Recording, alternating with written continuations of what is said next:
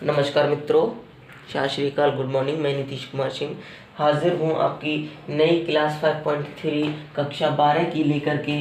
तो इसमें आपको कहा जा रहा है कि एक सवाल दे रखा है 2x plus 3y is equal to sine x is, और हमें फाइंड आउट करना है डी वाई अपॉन के डी एक्स, है ना। हमें क्या फाइंड आउट करना है? डी वाई अपॉन के डी एक्स फाइंड आउट करना है। तो आपको सबसे पहले इसमें ये सोचना है बहुत ध्यान से कि हमें डिफरेंशिएशन किसके साथ कराया है। डिफरेंशिएशन आपका एक्स के सापेक्ष कराया है, तो आपको बिना सोचे यहाँ लिख देना है कि एक्स के सापेक्ष अवकलन करने पर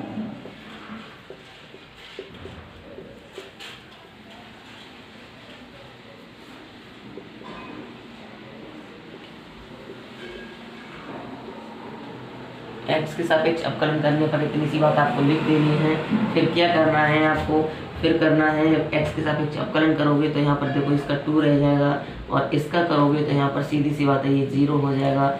और इसका हम नहीं, सॉरी 0 नहीं, हमें इस बाई का करना है एक्स के सापेक्ष, है ना। तो बाई का हमारा क्या हो जाएगा? 3 ऐसा ही रहेगा, और बाई का करेंगे हम एक्स के सापेक्ष तो डी वाई अपॉन के डी एक्स हो जाएगा। यही तो हमें फाइंड आउट करना है ना। और हमारा साइन एक्स का क्या हो जाएगा? साइन एक्स का हमारा कॉस एक्स हो जाएगा। और हमें d y upon d x का फाइंड आउट करना है, तो 3 डी वाई अपॉन के डी एक्स एक तरफ ही रहने दो,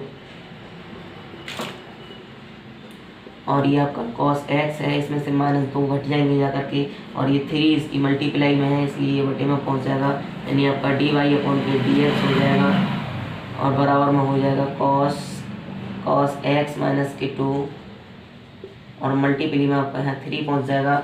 आपका कंप्लीटली ये आंसर आ जाएगा कि आपका जो आंसर आने को था वो आपका कंप्लीटली आंसर, सॉरी यहाँ पर आपका मल्टीप्लाई में है तो यहाँ आपका भाग में पहुँचेगा।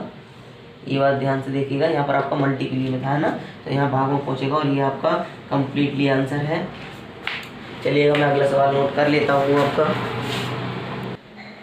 मैंने अगला फ्रेंड्स सवाल नोट कर लिया है। इसमें भी आपका डी वाई अपॉन के डी एक्स पूछा है, तो आप बिना देखिएगा क्या करना है आपको, वाई के सापेक्ष एक्स के अवकलन कर देना है। तो जहाँ एक्स का अवकलन होगा तो इसका हमारा क्या हो जाएगा? सीधा सीधा 2 हो जाएगा। यहाँ आप लिख सकते हैं एक्स के सापेक्ष अवकलन करने पर,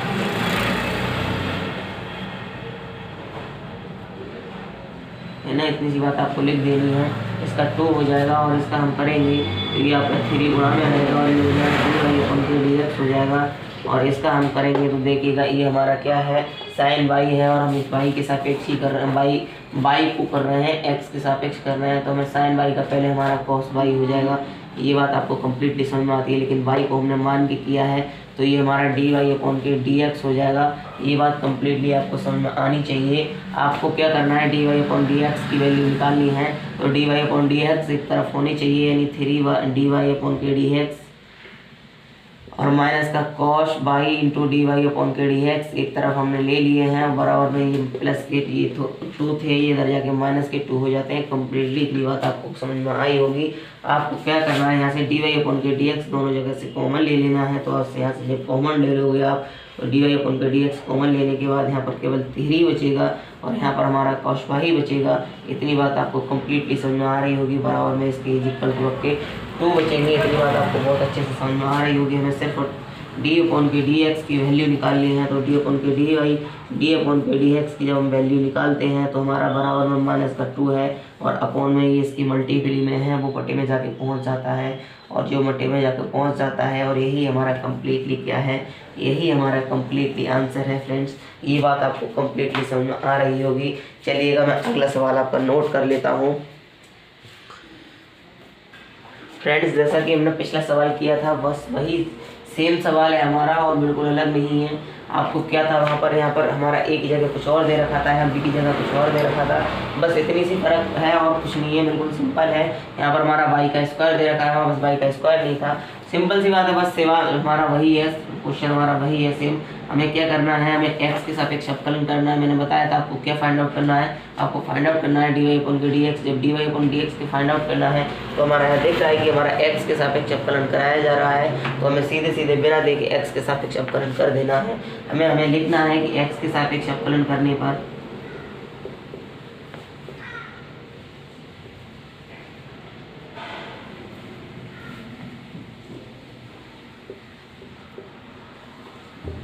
एक्स के सापेक्ष अवकलन करने पर हमें लिखना है यहाँ पर, और हमें जब अवकलन कर देना है एक्स के सापेक्ष, हम एक्स के सापेक्ष अवकलन करते हैं तो यहाँ पर हमारा सिर्फ और सिर्फ क्या रह जाता है हमारा, सिर्फ यहाँ a रह जाता है। और हम यहाँ x के सापेक्ष अवकलन करेंगे तो हमारा यहाँ b कांस्टेंट है और हमारा 2y को हम मान के कर रहे हैं, x मान के कर ले रहे हैं, तो ये हमारा 2y हो जाएगा। और हम जब दोबारा इस y का करेंगे तो हमारा dy/k dx हो जाएगा। ये बात आपको कंप्लीटली फ्रेंड्स समझ में आ रही होगी।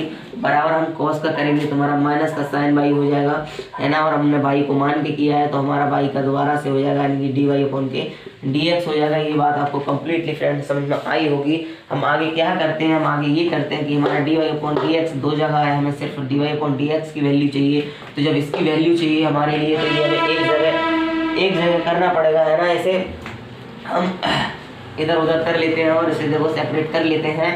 सेपरेट करने के बाद हमारा dy/k dx एक जगह हो जाएगा और हमारी वैल्यू आसानी से फाइंड आउट हो जाएगी। वैसे तो देखिएगा इसमें सिर्फ और सिर्फ हमें dy/dx मिल गया है और कहीं द्वारा से आपको क्या कहते हैं इसकी अवकलन नहीं करना है, तो आपका सिंपल ही हो चुका है। आपको क्या करना है, यहाँ पर देखिएगा ये 2 यहाँ पर है, यानी 2 इंटू बी लिख लीजिएगा, v into 2y into dy/k dx, और इधर जाके ये माइनस का है प्लस का हो जाएगा sin y, और dy/k dx आपका एक तरफ ले लिया है और ये आपका यहाँ पर प्लस का है, मैं इधर = के बराबर ले जाता हूँ ना, तो माइनस का a हो जाता है हमारा। कंप्लीटली इतनी बात आपको समझ में आई होगी फ्रेंड्स। अगर आपको इतनी बात समझ में आई है तो वीडियो को लाइक करिएगा, शेयर कर दीजिएगा अपने दोस्तों को, ताकि वो भी आपका पढ़ाई कर सके अच्छे से। आपको क्या करना है, आपको dy/k dx की वैल्यू ज्ञात करनी है। जब इसकी वैल्यू ज्ञात करनी है तो इसे आप कॉमन ले लेते हैं, है ना। जब कॉमन ले लेते हैं तो हमारा dy/k dx एक जगह आ जाता है और इसमें बचेगा हमारा 2by बचेगा। मैंने b बीच में लिख लिया है, y उसके बाद लिख लिया है। मैंने ऐसा क्यों लिखा है फ्रेंड्स, आपको अल्फाबेट तो बहुत अच्छे से आती होंगे कि हमारा b पहले आता है और y बाद में आती है, तो हमें पहले वाली चीज़ पहले लिख लेनी चाहिए। और उससे पहले भी हमारे नंबर हम लिख लेते हैं, कोई भी नंबर दिया हुआ होता है तो हम उससे पहले नंबर लिख लेते हैं। ये आपका यहाँ से बचा हुआ है और यहाँ से आपका क्या बचा है, यहाँ से आपका sin y बचा है। इतनी बात कंप्लीटली आपको फ्रेंड्स समझ में आ रही होगी, मुझे ऐसी आशा है, मुझे ऐसी उम्मीद है आपसे। आप होनहार स्टूडेंट हैं और आपको इतनी सी बात समझ में नहीं तो काम नहीं चलेगा भी, है। तो dy/k dx आपको = में क्या करना है, आपका माइनस का a हो जाएगा। और ये आपकी गुणा में है, मैंने बताया था आपका अगर मल्टीप्ली में होता है तो डिवाइड में पहुंच जाता है, आपका माइनस में होता है तो आपका प्लस में पहुंच जाता है, और प्लस में होता है तो आपका माइनस में पहुंच जाता है। = के बराबर मतलब = के दूसरी साइड, मतलब आपके बराबर की दूसरी साइड अगर हम इधर उधर से ले जाते हैं तो हमारा चिन्ह सब चेंज हो जाते हैं। मैंने आपको पिछली वीडियो में लिखा दिए हैं, अगर आपने वो वीडियो नहीं देखी है तो जाके देख लीजिएगा। हमें ये सीधे सीधे इसके बटे में लिखना है, 2by प्लस का sin y ये लिख लेना है। और दोस्तों ये हमारा कंप्लीटली आंसर है और यहाँ पर आपको इसे बॉक्स में बंद करके दिखा देना है। आपके 2 या 4 नंबर का जो सवाल आएगा वो कंप्लीटली आपका पूरा हो चुका है। दोस्तों अगर मेरी वीडियो आपको अच्छी लगती है तो लाइक कीजिएगा, शेयर कीजिएगा। चलिए दोस्तों मैं इससे अगला भी सवाल लिख लेता हूँ, अभी हमारे पास टाइम है।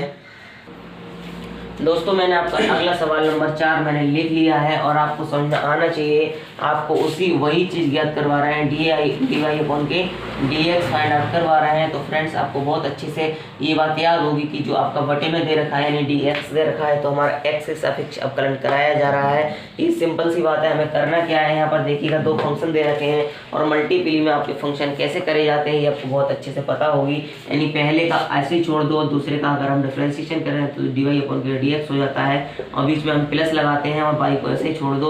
और x का अगर हम डिफरेंशिएशन करते हैं तो 1 आता है, आपको ऐसे ही छोड़ देना है, इसको आपको 2y करना है ना। आपको उससे पहले लिख लेना है कि x के सापेक्ष अवकलन करने पर इतनी बात आपको लिख लेनी है कंप्लीटली। और अगर आपने ये नहीं लिखी तो उससे क्या पता कि आपने अवकलन करा है कि समाकलन करा है ना। तो आपका इसका 2y हो जाता है और दोबारा से हमने इसे x मान के किया था तो dy/k dx हो जाएगा। ये बात आपको कम्प्लीटली समझ में आनी चाहिए। और बराबर आपका tan x का क्या होता है, tan x का आपका होता है sec² x होता है और sec² x होता है। यहाँ पर हमारा x ही दे रखा है तो हमारा x ही आ जाता है। ये कम्प्लीटली बात आपको समझ में आनी चाहिए बहुत अच्छे से। लेकिन देखिएगा यहाँ पर आपका tan x अलग है और y अलग है, ये बात आपको बहुत अच्छे से याद रखनी है, वरना tan x प्लस y मत कर देना है ना। तो आपको प्लस में dy/k dx रखना है। इतनी बात आपको कम्प्लीटली समझ में आ रही होगी और हमारा सब जगह का डिफरेंशिएशन हो चुका है। अब हमें क्या करना है, आपकी dy/dx, dy/dx और dy/dx की 3 जगह दिखाई दे रहा है और हमें इसी की वैल्यू फाइंड आउट करनी है ना। जब हमें इसकी वैल्यू फाइंड आउट करनी है तो हमें सेपरेट करना पड़ेगा और सेपरेट करना पड़ेगा तो इधर उधर, मतलब सेपरेट करने के लिए हमें इधर उधर करना पड़ेगा, है ना। तो हमें क्या करना पड़ेगा, यहाँ दे रखा है, यहाँ दे रखा है, यहाँ दे रखा है, सभी एक तरफ सेपरेट कर लेते हैं। तो हमने लिख लिया है x dy/dx लिख लिया है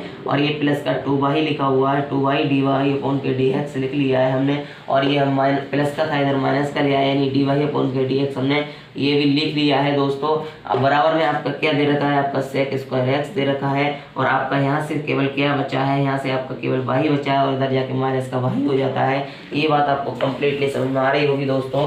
हम क्या करेंगे, यहाँ से dy/dx और dy/dx आपको कॉमन ले लेने हैं। ये बात आपको कंप्लीटली समझ में आ रही होगी, हम हर एक सवाल में यही कर रहे हैं। तो आपका यहाँ से x हो जाएगा, यहाँ से आपका 2y हो जाएगा और इसका कोई नहीं होता है, उसका भगवान होता है, यानी भगवान एक होता है, ईश्वर एक होता है, यानी यहाँ पर से कुछ कॉमन नहीं आएगा तो सिर्फ एक कॉमन आएगा, क्योंकि ये हमारा पूरा उठ के जा चुका है और इसकी जगह हम 0 लिख नहीं सकते, यानी इसकी जगह 1 लिख सकते हैं, क्योंकि हम इसमें 1 से गुणा कर दें। अगर हम 1000 में 1 से गुणा कर दें तो कोई फर्क पड़ने वाला है क्या, 1000 ही तो आएगा ना, है ना। जब 1000 आएगा ना तो 1000 लिख सकते हैं ना, है ना। अगर हम मान लीजिएगा 25 में मल्टीप्ली 1 से कर देते हैं तो 25 ही आएगा ना, है ना। तो कोई फर्क पड़ने वाला नहीं है ना, और हम 25 बराबर भी 25 लिख सकते हैं ना, है ना। तो कोई भी प्रॉब्लम नहीं है। अगर हम यहाँ से 25 इसके बटे में भेज देते हैं ना तो यहाँ बनी तो रह जाता है ना, है ना।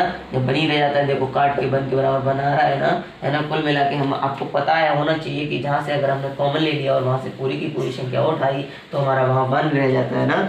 ये बात आपको कंप्लीटली समझ में आनी चाहिए। आपके इस इक्वल यानी क्या दे रखा है वो आपको ऊपर वाला सेम का सेम उतार देना है। आपको इतनी बात बहुत अच्छे से समझ में आ रही होगी। अब हमें क्या करना है, dy/dx की वैल्यू फाउंड आउट करनी है और ये हमारा मल्टीप्ली में दे रखा है। तो आपको ये बात बहुत अच्छे से याद होगी कि कोई भी चीज़ हमारी मल्टीप्ली में होती है तो बराबर में हम बटे में ले जाया करते हैं। तो हमारा dy/dx हो जाएगा, है ना, और हमारा ये हो जाएगा, हमारा sec स्क्वायर x हो जाएगा माइनस की y हो जाएगा। और ये जो वैल्यू आपकी मल्टीप्ली में दे रखी है यहाँ भाग में पहुँच जाएगी। आपको मैं लिख सकता हूँ x माइनस के 2y, x प्लस के 2y और माइनस का 1 हो जाएगा और ये आपकी कंप्लीट वैल्यू हो जाएगी। अगर दोस्तों मेरी वीडियो आपको अच्छी लगती है तो लाइक कीजिएगा, शेयर कीजिएगा, सब्सक्राइब कीजिएगा मेरे चैनल को और अपने दोस्तों को वीडियो शेयर करना ना भूलिएगा, जिससे कि वो भी तैयारी कर सके हमारे यूट्यूब चैनल NCERT क्लासिक पर। Thank you watching my videos.